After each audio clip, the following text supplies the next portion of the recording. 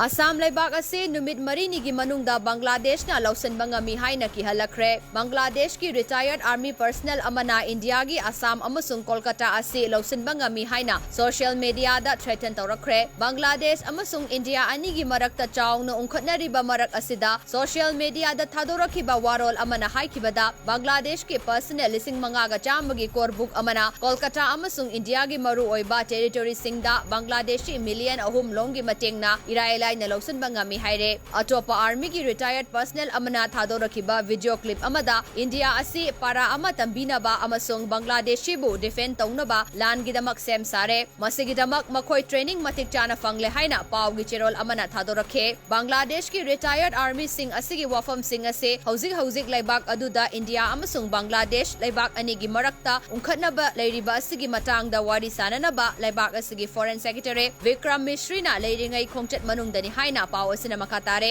মোদিজি অমিতজি এবং রাজনাথ সিংজি আপনারা বাংলাদেশ সেনাবাহিনী যেটা দেখেছেন ৭২ সালের সেই সেনাবাহিনী এখন আর নাই।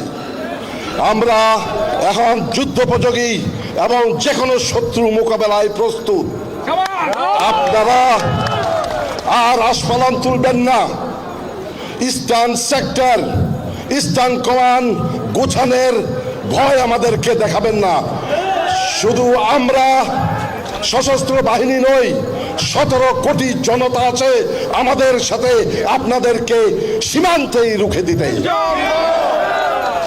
আমরা অতি উদ্বেগের সাথে লক্ষ্য করছি সম্প্রতি বাংলাদেশের লেডি ফ্রাউন পালিয়ে যাওয়ার পর থেকে ভারতের হিন্দু বিদ্বেষী নেতৃত্বের সেন দৃষ্টি পড়েছে আমাদের দিকে। তাদের ইদানিংকালের বিভিন্ন কর্মকাণ্ড এটা সুস্পষ্টভাবে প্রমাণ করে।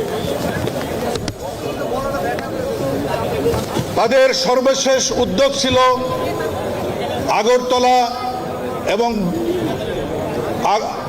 কলকাতার বাংলাদেশি দূতাবাসে আক্রমণ চালানো এবং আমাদের বাংলাদেশের পতাকাকে অবমাননা করা। আমরা এই সমস্ত ঘটনাগুলিকে আমাদের স্বাধীনতা ও সার্বভৌমত্বের প্রতি হুমকি হিসাবে মনে করছি।